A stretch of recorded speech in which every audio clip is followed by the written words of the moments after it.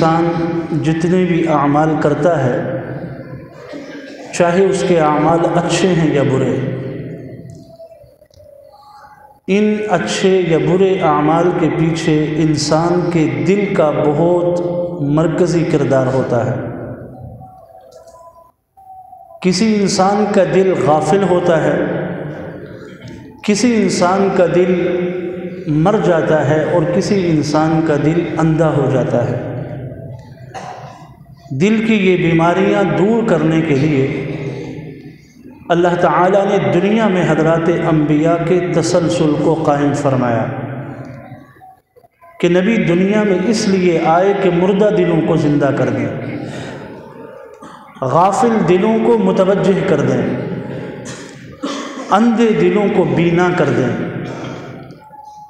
تاکہ ان دلوں سے غفلت کا پردہ اتر جائے اور وہ دل جو اندھے پن کی وجہ سے ہر جگہ گر رہے ہیں اور ہر جگہ گمراہی کی دلدل میں پھنس رہے ہیں، وہ دل تاکہ اللہ کی طرف متوجہ ہو جائیں اور رشد و ہدایت کے راستے پر قائم اور دائم ہو جائیں۔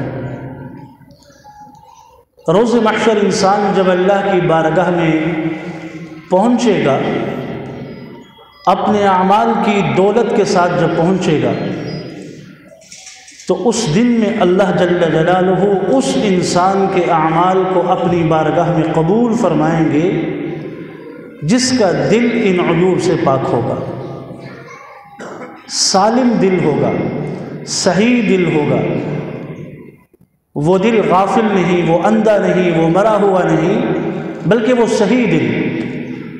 قرآن مجید نے ان الفاظ کے ساتھ اسے تعبیر فرمایا کہ یوم لا ينفع مال ولا بنون الا من اتى الله بقلب سلیم۔ قلب سلیم قرآن نے اس دل کو کہا ہے جو اللہ کی بارگاہ میں قبولیت کا درجہ رکھتا ہے۔ ہم اچھے اعمال کرتے ہیں تو ہمارا دل جاگ رہا ہے، بیدار ہے، قلب سلیم ہے، لیکن اگر ہم اعمال سیئہ کی طرف ہیں، گناہوں کی دلدل میں سفر کر رہے ہیں، ایک ایسی منزل کی طرف جا رہے ہیں جس منزل کا ہمیں کوئی پتہ نہیں، جبکہ اللہ نے ایک مسلمان کو، ایک مومن کو اس کی زندگی کا مقصد بھی بتایا اور اس کو زندگی کی منزل کا پتہ بھی دے دیا۔ تو وہ انسان جو اپنی منزل سے بے خبر ہے، جسے منزل کے راستے کا بھی علم نہیں ہے، تو یہ بے خبر منزل کا مسافر ظلمت کی طرف جا رہا ہے، یہ بے خبر منزل کا مسافر گمراہیت کے طوفانوں کی نظر ہو رہا ہے۔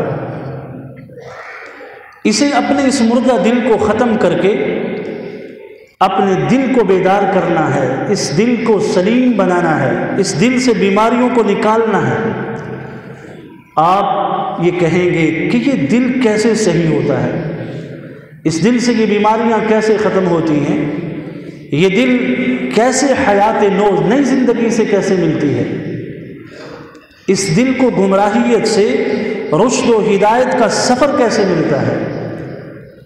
اس دل کو اگر ہم صاف کرنا چاہیں، حضرت ابراہیم علیہ السلام کو ایک موقع پر اللہ جل جلالہ نے فرمایا، اے ابراہیم اپنے دل کو دھو لیں۔ تو حضرت ابراہیم کہنے لگے، اے اللہ دل کو کیسے دھو لوں، کیسے اس کو نکالوں، کیسے پانی سے اس کو دھو لوں؟ اگر تو دل کی دھلائی پانی سے ہو تو میرے لیے تو یہ ممکن نہیں ہے کہ میں اس دل کو کیسے دھو لوں۔ تو اللہ جل جلالہ نے جد الانبیاء حضرت ابراہیم علیہ السلام سے فرمایا، ابراہیم یہ دل پانی سے نہیں دھلتے، تم کہاں کا سفر کر رہے ہو؟ یہ پانی سے دھلنے والی چیز نہیں ہے، یہ آنکھوں سے نکلنے والے آنسوں سے یہ دل دھلتے ہیں۔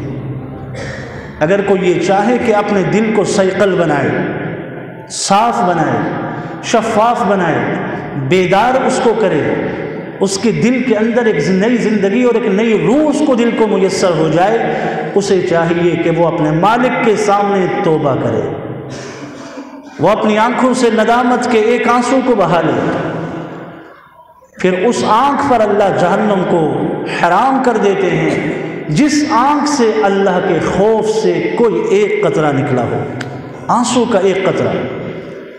تو فرمایا کہ یہ دل تو ندامت کے آنسو بہانے سے دھلتا ہے، یہ دل تو اللہ کے ذکر سے دھلتا ہے، یہ دل تو پکی سچی توبہ سے دھلتا ہے، اور یہ دل نیک لوگوں کی صحبت میں بیٹھنے سے دھلتا ہے، جو صحبتیں ہمیں میسر نہیں ہیں۔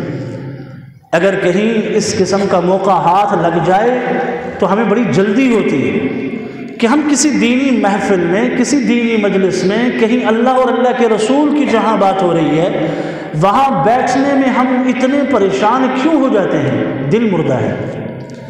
اگر اس دل کو حیات ملی ہوتی، زندگی ملی ہوتی، شفا ملی ہوتی، یہ صاف ستھرا ہوتا تو یہ دل بیٹھتا، یہ اور بیٹھنے کا دل کرتا ہے اس کو، اس لیے کہ یہ صاف ہے، یہ دھلا ہوا ہے۔ پھر اللہ کے نبی صلی اللہ علیہ وسلم کی مجلس میں صحابہ بیٹھتے تھے نا، تو پیغمبر مصطفیٰ جب ان کے سامنے جنت اور جہنم کے تذکروں کو چھیڑتے تھے تو صحابہ کے ایمان کی کیفیات بڑھ جاتی تھی۔ یوں ایک موقع پر اللہ کے نبی نے صحابہ کرام کی مجلس میں کہا کہ اے میرے صحابہ، لو تعلمون ما اعلم، جو میں محمد جانتا ہوں اگر تم میرے صحابہ وہ جان لو، لضحکتم قلیلا ولبکیتم کثیرا، اے میرے صحابہ تمہاری ہنسی کم ہو جائے، تمہاری آنکھوں سے آنسوں کا ایک سیلاب بہہ پڑے، اتنے تم رونے لگو۔ جو چیزیں میں نے اپنی آنکھوں سے دیکھی، یوں اللہ کے نبی کو آنکھوں کے سامنے پیغمبر مصطفیٰ کو اللہ نے جہنم بھی دکھائی، اللہ نے جنت بھی دکھائی۔ تو جب اللہ کے نبی نے صحابہ سے یہ فرمایا نا کہ جو میں جانتا ہوں اے میرے صحابہ اگر وہ تم جان لو تو تمہاری کیفیت بدل جائے، تمہارا دل پلٹ جائے، تمہاری ہنسی ختم ہو جائے، تمہاری خوشیاں ماند پڑ جائیں، اس لیے کہ جن دردناک مناظر کو مجھ محمد کی آنکھوں نے دیکھا ہے وہ مناظر تم اگر اپنی آنکھ سے دیکھ لو تمہارے دل دہل جائیں۔ صحابہ نے اپنے چہروں پر چادریں رکھی، لپیٹ لیے، یوں سر جھکائے اور رونے لگے۔ حدیث کے الفاظ ہیں صحابہ کے رونے اور چیخوں کی آوازیں بلند ہونے لگی۔ اللہ کے نبی صلی اللہ علیہ وسلم نے انہیں ایک حقیقت دکھائی، کہتے ہیں نا آنکھ کے آگے موتیا، ایک پردہ آ گیا آنکھ ٹھیک ہوتی ہے، ایک پردہ آنکھ کے آگے آ جاتا ہے، ڈاکٹر آپریشن کرتا ہے، اسے ختم کرتا ہے، آنکھ کی روشنی بحال ہو جاتی ہے۔ اس وقت ہم سب کے دلوں پہ ایک موتیا آ گیا ہے، اور وہ موتیا توبہ سے دور ہوگا، وہ موتیا اللہ تعالیٰ کے نیک بندوں کی صحبت اور مجلس میں بیٹھنے سے دور ہوگا۔ اس پردے کو ہٹانا ہے اور ان دلوں کو زندہ کرنا ہے۔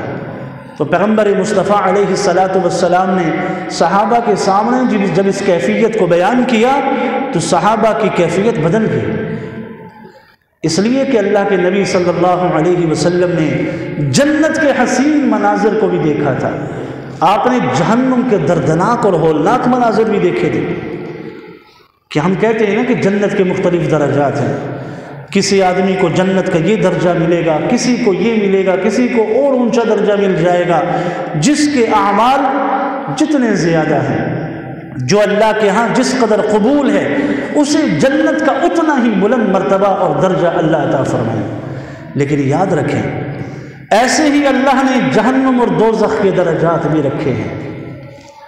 حدیث کا مفہوم ہے، اللہ کے نبی نے فرمایا بعض لوگ ایسے ہوں گے جن کو آگ پکڑی ہوگی ٹخنوں تک، جو ٹخنوں تک آگ کے اندر ہوں گے، اور بعض ایسے ہوں گے کہ جن کو آگ نے ڈھانپا ہوگا گھٹنوں تک، بعض ایسے ہوں گے جو کمر تک آگ کے اندر ہوں گے، اور بعض ایسے ہوں گے جو گردن تک آگ کے اندر ہوں گے۔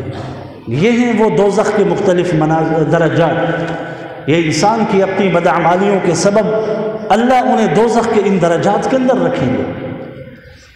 تو پیغمبر مصطفیٰ نے تو ان مناظر کو اپنی آنکھوں سے دیکھا، امت کو بتلایا، صحابہ کو بتلایا، صحابہ نے اپنی خوبصورت طرز زندگی امت کے سامنے رکھی کہ اللہ کے نبی نے ہمیں یہ بتایا، صحابہ کی زندگیاں اسی لیے پلٹ گئیں، ان کی خوشی، ان کا جینا، ان کا مرنا دین ہوا کرتا تھا۔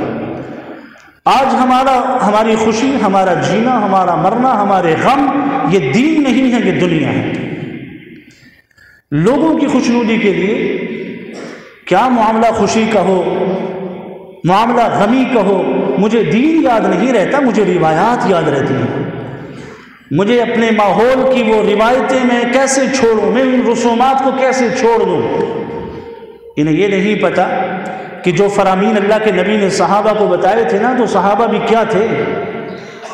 بیٹیوں کو زندہ درگور کرنے والے، اللہ کے نبی کی مجلسوں میں آتے تھے، نیک مجلسوں میں آئے، ایک نیک پیغمبر کی اور رسول اور نبی کی صحبت میں صحابہ آئے، تو ان صحابہ کی شان کتنی بلند ہو گئی۔ اللہ نے دنیا میں ہی ان صحابہ کو جنت کے سرٹیفکیٹ عطا فرما دی، اس لیے کہ وہ پیغمبر مصطفیٰ کی صحبت میں آئے، لبیک کہا، ایمان کو دل سے لگایا، پھر اپنی خوشی غمی دین کے لیے وقف کر دی۔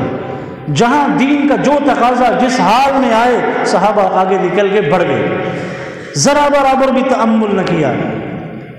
خود نہ تھے جو راہ پر اوروں کے ہادی بن گئے، وہ خود قابل اصلاح تھے، لیکن جب اللہ کے نبی کی صحبت میں آئے کہ دنیا والوں کے لیے ہادی بن گئے۔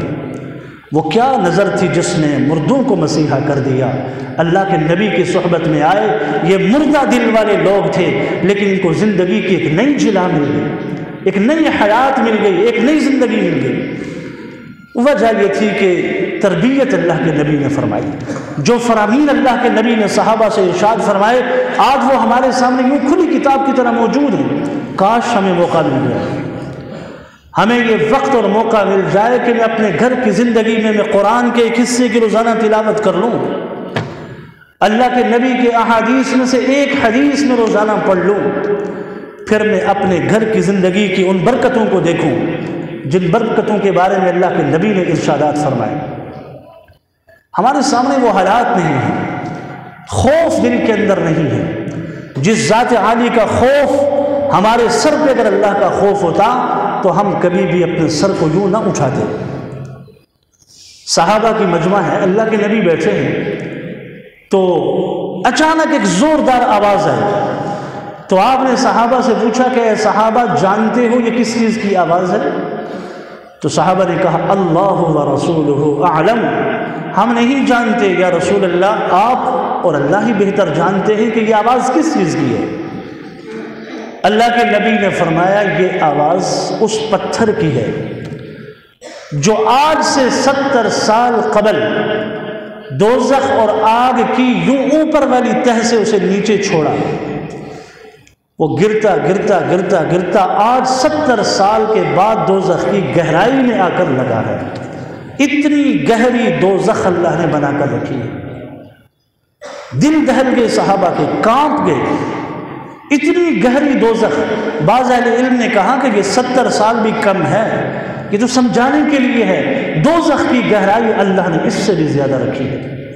اور وہ حدیث کا مفہوم ہے نا، میدان محشر ہوگا، لوگ اللہ تعالیٰ کے سامنے اپنے اعمال کا حساب دینے کے لیے کھڑے ہوں گے، فرشتے دوزخ کو یوں گھسیٹ گھسیٹ کر لگاموں سے لائیں گے۔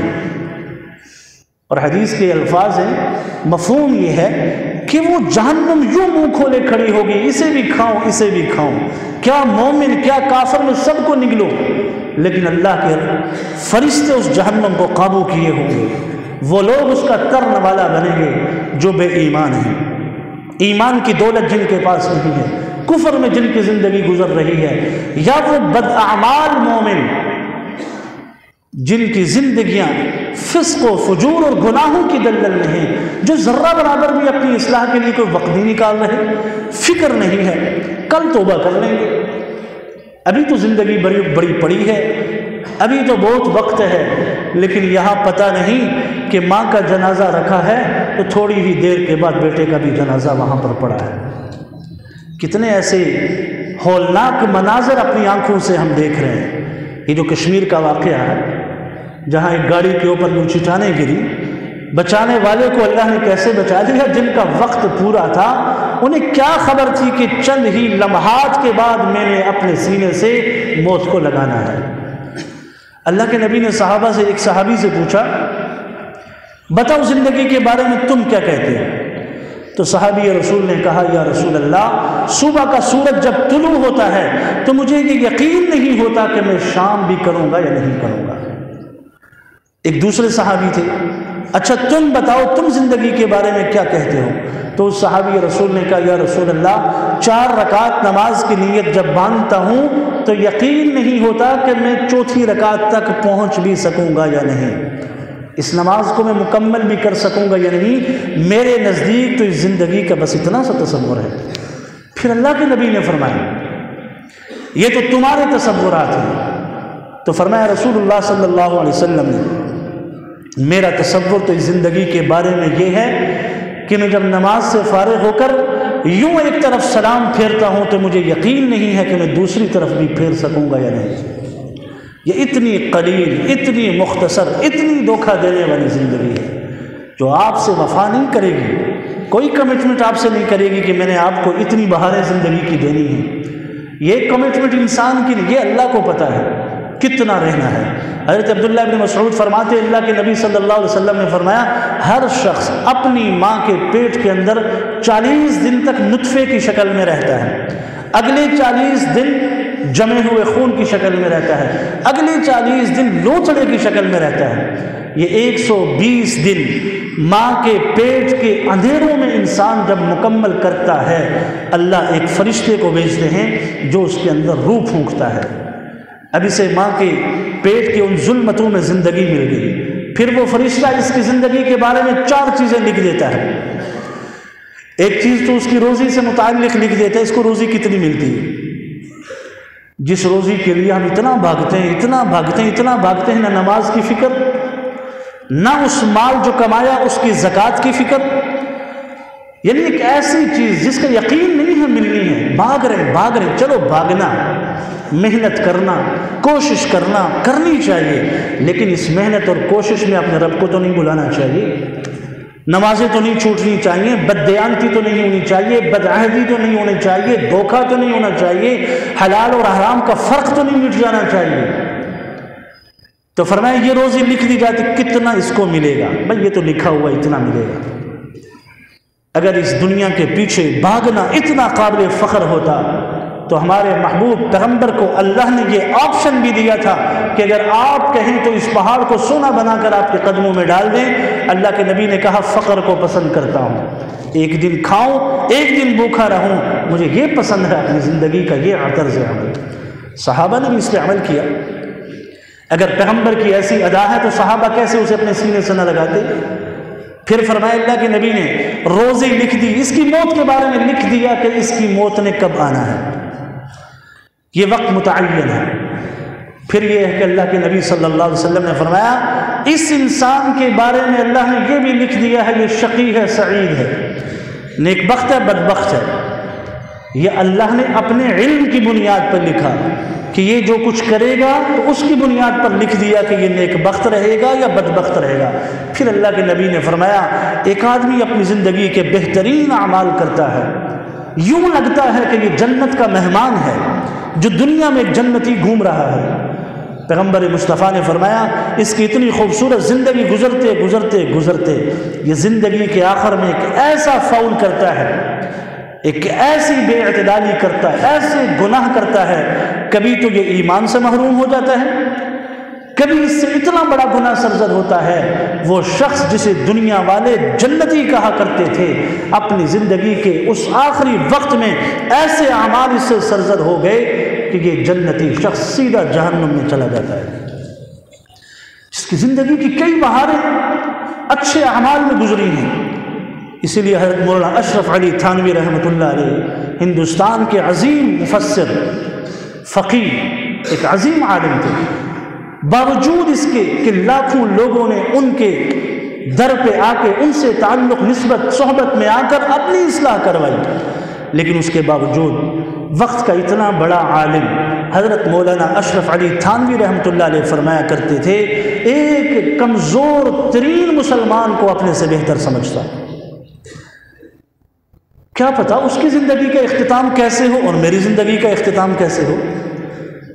یہ سارا حسن خاتمہ، دیکھو یہ چلتے پہ ہماری نظر ظاہر پہ ہے، ہم نے ظاہر کو دیکھا، اچھا لباس پہنا ہے، اس کا ظاہری وجود دین کے مطابق ہے، سر پہ پگڑی، پاؤں پہ ٹخنے، ننگے سفید لباس ہے، داڑھی ہے اور اعمال و عبادات کا اہتمام ہے، یہ ہے انسان کا ظاہر۔ میرے اور آپ کے لیے تو یہ ظاہر ہے نا، ہم تو اس کا فیصلہ کر رہے ہیں، اللہ کے ہاں یہ نہیں ہے۔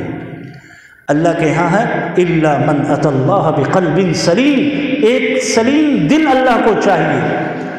یہی انسان روز محشر جائے گا، چونکہ اس کی عادت بنی ہے رشوت دینا، اپنے معاملات کو رشوت کے ذریعے حل کرنا، یہ ہماری عادت ہے۔ ایک کرپٹ ترین آدمی آپ کے ہاں ایک دستخط سے امین بن جاتا ہے۔ دنیا کا نظام ہے، پیسہ چلتا ہے، دولت چلتی ہے، لوگ پیسے اور دولت کی بلبوتے پر لوگوں کے حقوق کو چھینتے ہیں، قتل کرتے ہیں، زمینوں پر قبضے کرتے ہیں۔ انہیں یہ نہیں پتا کہ روز محشر اللہ تعالیٰ یہ ساتوں زمینوں کا غبار اور مٹی اس کے سر پر رکھیں گے، یہ ساری زمینیں توق بن کر اس کی گردن میں آ جائیں گی، یہ 7 زمینیں اللہ اسے نیچے دسا دے گے۔ جو دولت کے بلبوتے پر دوسروں کے حقوق پہ ایسا قابض ہوتا ہے، تو پیغمبر مصطفیٰ علیہ الصلاۃ والسلام نے ایسے شخص کے بارے میں دوسروں کے حقوق کا غاصب، تو اللہ کے نبی صلی اللہ علیہ وسلم نے کیا فرمایا؟ اس کی موت کا وقت بھی متعین ہے، اس نے کب دنیا سے جانا ہے یہ متعین ہے، کسی کے ساتھ کوئی ایسا طے شدہ نہیں ہے۔ تو روز محشر آئے گا، ہمارا میں نے کہا مزاج بنا ہے رشوت دے کر اپنے معاملات کو حل کرنا، بڑے سے بڑا معاملہ پیسے، اللہ نے کہہ دیا اس دن پیسہ نہیں چلے گا، یہ تمہاری دنیا کا دستور ہے، پیسہ چل جائے گا، تم دوسروں کے حقوق کو پیسہ چلا کر، اپنی اپروچ لڑا کر، اپنے اثر اور رسوخ کو بحال کر کے تم دوسروں کے حقوق کو تو چھین لیتے ہو۔ یہ وہ دربار ہے جو شہنشاہ ہے، جو سارے بادشاہوں کا بادشاہ ہے، مالک الملک کا دربار ہے۔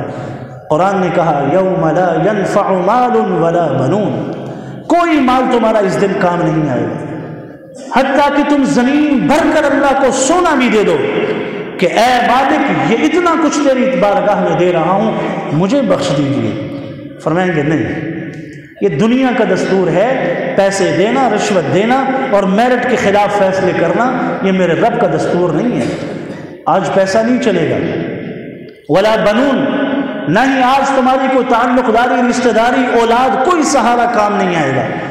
دنیا میں انسان سہاروں پہ، اچھی تعلق داری، بڑے خاندانوں پہ بڑا فخر کرتا ہے اور پھر بڑا دلیر بنتا ہے، افرادی قوت کے زیادہ ہونے کی وجہ سے لوگوں کے حقوق پہ ڈاکہ ڈالتا ہے، لیکن یہ دنیا کی 4 زندگی، 4 روز کی زندگی میں اسے عزت بھی مل جائے گی جھوٹی، پیسہ بھی مل جائے گا جھوٹا حرام کا، لیکن اللہ کی بارگاہ میں جائے گا تو مالک الملک یہ کہتے ہیں نہ پیسہ نہ اولاد دولت کچھ بھی کام نہیں آئے گی، الا من اتى اللہ بقلب سلیم۔ اپنا صاف ستھرا دل بتاؤ وہ کہاں ہے؟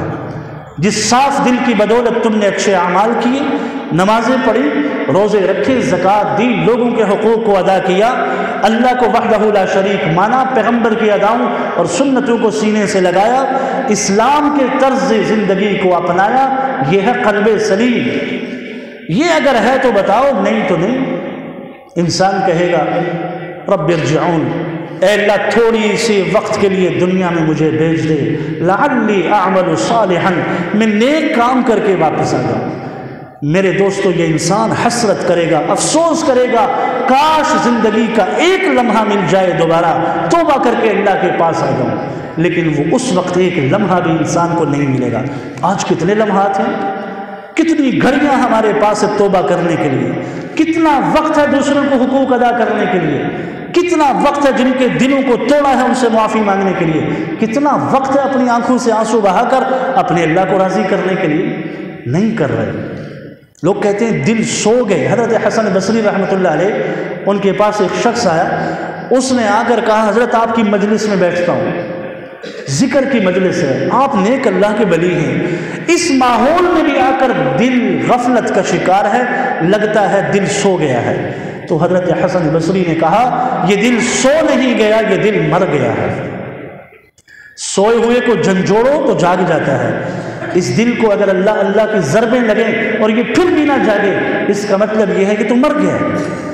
اب اس مردہ دل کو دوبارہ زندہ اگر کرنا ہے، وہ اپنے مالک کی طرف رجوع کرے، اپنے اللہ کے سامنے آئیں، ندامت کے آنسو بہائیں، توبہ استغفار کریں، ذکر اللہ کی مجلسوں میں آئیں، بیٹھیں، نیک لوگوں کی مجلسوں میں جائیں، اللہ کے گھر کے ساتھ اپنے تعلق کو قائم رکھیں۔ یہ وہ قلب سلیم ہے جس کی قیمت روز محشر اللہ کے ہاں ہے، اس کے علاوہ کسی چیز کی قیمت نہیں۔ اسی قلب سلیم کی بنیاد پر ہم اچھے اعمال لے کر جا سکتے ہیں۔ اگر دل آج بیمار ہے تو میرے اعمال کیسے ہوں گے؟